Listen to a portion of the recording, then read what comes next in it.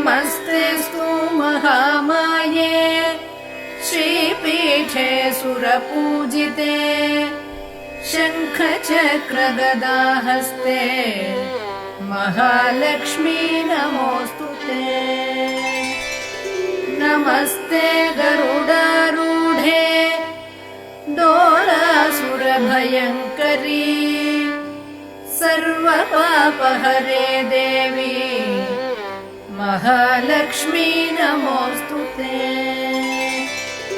सर्वज्ञे सर्ववरदे सर्वदुष्टभयङ्करी सर्वदुःखहरे देवी महालक्ष्मी नमोऽस्तुते।